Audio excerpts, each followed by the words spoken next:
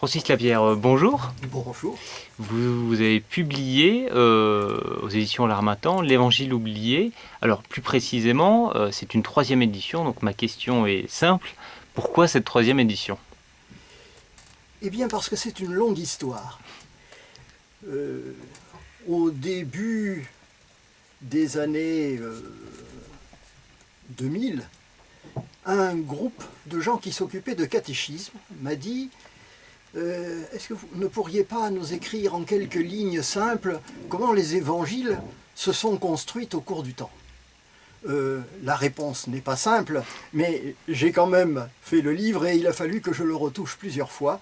Et cette troisième édition vient compléter ce que j'avais écrit précédemment. J'ai eu la chance, il y a maintenant plus de 20 ans, de découvrir que les évangiles que nous connaissons sous le nom de Marc, Matthieu et Luc avaient un ancêtre commun, une plateforme initiale écrite en araméen, plateforme de 265 versets. Et ça, c'est le premier texte, c'est l'origine de nos évangiles. Cette plateforme écrite, un auteur que nous ne connaissons pas a commenté ce premier texte en le coupant par sections de 7 à 8 versets et en installant chaque fois un commentaire de ce qu'il y avait dans le paragraphe du dessus. Et ce texte-là a été écrit en grec. Il correspond à un épisode écrit par la toute jeune Église grecque qui voulait au fond commenter et expliquer un premier texte qui avait été écrit plutôt directement à l'usage des Juifs. Et donc il fallait pouvoir ce texte-là le rendre compréhensible à une foule de gens non croyants et qui ne venaient pas du judaïsme, et c'est donc pourquoi ils ont trouvé cette fameuse solution qui consiste à, de paragraphe en paragraphe, répéter ce qu'il y a au-dessus et le mettre dans des termes que tout le monde peut comprendre.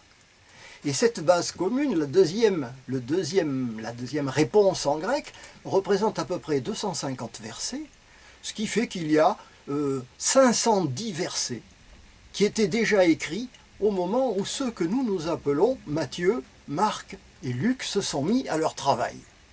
Et eux, cette source commune, ils l'ont complétée de leur dernier enseignement, mais en le spécialisant vis-à-vis de leur propre communauté destinatrice. Marc a écrit à peine 80 versets en direction de Rome, et c'est pour ça que des latinismes fleurent dans son texte. Matthieu a écrit vis-à-vis d'une communauté juive, et Luc a écrit pour une communauté païenne.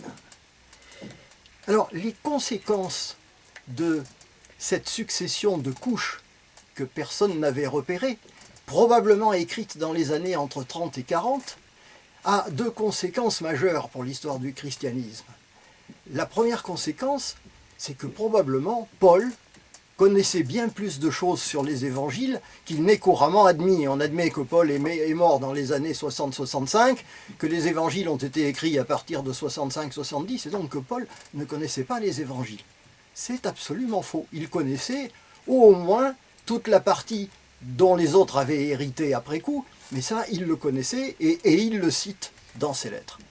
Et la deuxième des choses importantes, c'est que cet épisode araméen permet de comprendre comment les premiers apôtres se sont dirigés vers les églises d'Orient, qui, elles, ne comprenaient pas le grec et qui ne pouvaient être enseignées qu'en araméen.